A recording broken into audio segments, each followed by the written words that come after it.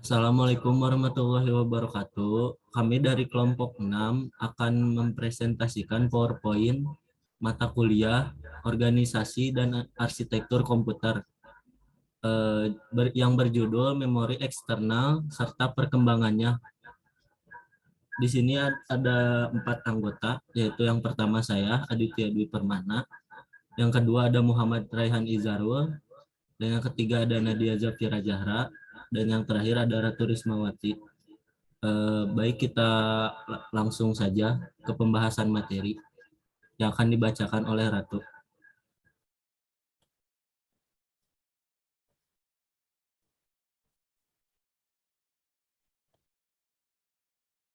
Baik, terima kasih. Yang pertama ada memori eksternal. Memori eksternal adalah bentuk memori berupa perangkat keras, hardware. Data di dalam memori eksternal dapat disimpan secara permanen sehingga tidak hilang saat komputer dimatikan. Hardware penyimpanan eksternal lebih beragam, mulai dari flash disk, CD, DVD, kartu memori, sampai yang terbaru adalah cloud computing. Beberapa hardware tersebut dapat mendukung operasi baca tulis, tetapi ada pula hardware yang hanya bisa melakukan operasi satu kali penulisan. Next. Yang kedua ada ciri umum memori eksternal. Yang pertama ada bersifat non-volatil, yaitu walaupun data dimatikan, data yang disimpan tidak hilang. Yang kedua, tidak berhubungan langsung dengan bus CPU. Maksudnya, membutuhkan perantara untuk menghubungkan kedua perangkat. Yang ketiga, ada akses data cukup lambat. Disebabkan oleh bandwidth lebih rendah, hal ini juga dikarenakan adanya mekanisme perputaran head dan piringan magnetik yang memakan waktu. Dan yang terakhir, harganya relatif murah, yaitu perbandingan harga yang dibayar oleh pengguna per bit data jauh lebih murah dibandingkan dengan harga memori utama. Slide selanjutnya akan dijelaskan oleh Nadia.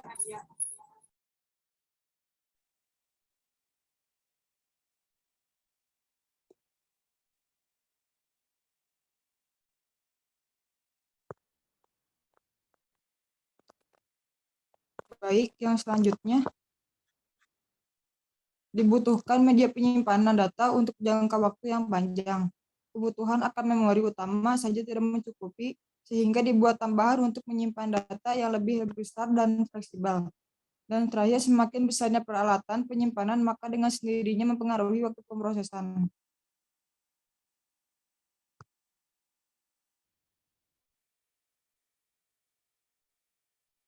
Yang selanjutnya,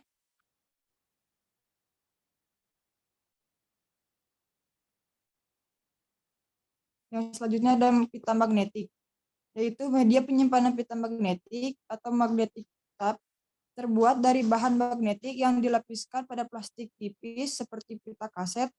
Digunakan pertama kali oleh IBM tahun 1950. Kapasitas penyimpanan pita magnetik dapat mencapai 66 GB dan dapat dikompresi hingga menjadi ratusan GB. Kecepatan pitanya pun bertambah tinggi sehingga pengaksesan data dilakukan lebih cepat. Pita magnetik dibagi menjadi 2 jenis, yaitu real tape dan tape cartridge. Yang selanjutnya akan dibacakan oleh Raihan.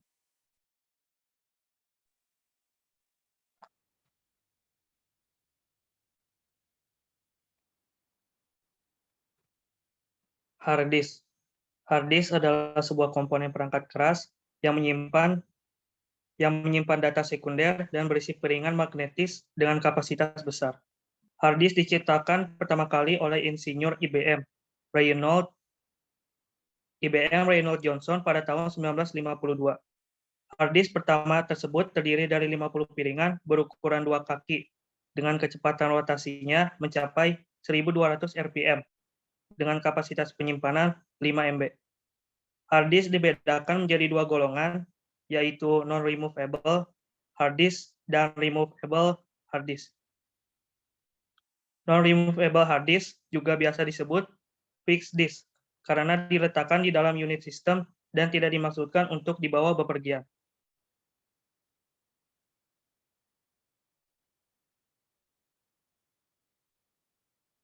Selanjutnya ada floppy disk. Floppy disk dikembangkan untuk mengatasi kekurangan hard disk yang tidak bisa dibawa bepergian. Floppy disk atau disket diciptakan pada tahun 1969 dengan tujuan agar data dapat dipindahkan dari suatu komputer ke komputer yang lain. Disket berisi sebuah piringan magnetik. Pembacaan dan penulisan data ke piringan magnetik dilakukan melalui head yang akan menempel ke permukaan piringan. Pada masa sebelumnya, terdapat pula disket berukuran 5,25 inci dengan kapasitas sebesar 1,2 MB.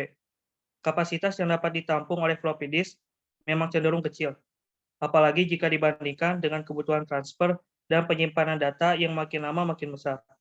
Floppy disk hanya dapat menyimpan file teks karena keterbatasan kapasitas. Walaupun demikian, penulisan floppy disk dapat dilakukan berulang-ulang, walaupun memakan waktu yang relatif lama. Slide selanjutnya akan dijelaskan oleh Saudara Adit.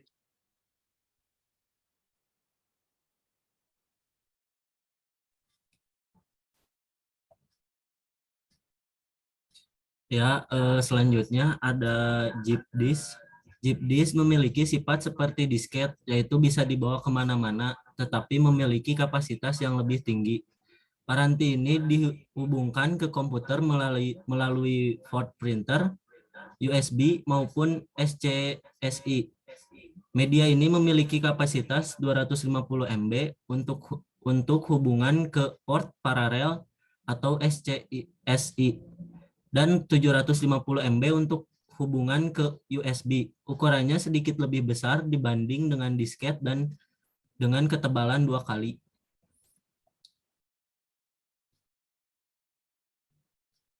Selanjutnya ada USB flash disk. USB flash disk adalah paranti penyimpanan eksternal yang berbentuk pena dengan panjang 53 sampai 53,5 mm, lebar 17 mm dan tinggi 8 mm, dan dicolokkan ke port USB. Kapasitas penyimpanan data mencapai 1 GB. Paranti ini mudah dibawa berpergian karena ukurannya kecil. Meski demikian, paranti ini memiliki kapasitas sistem yang besar hingga lebih dari 16 GB.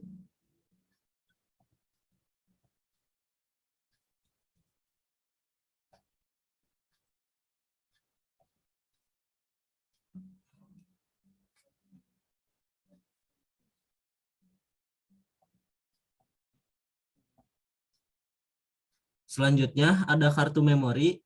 Kartu memori adalah jenis penyimpanan permanen yang biasa digunakan pada VDA ataupun kamera digital. Beberapa contoh yaitu compact flash, smart media card, dan secure digital card. Ukuran medianya juga bervariasi. Sebagai contoh, compact flash berukuran 43 mm kali 36 mm kali 3,3 mm. Kapasitas penyimpanannya sangat bervariasi dari 2 MB sampai dengan 3 GB.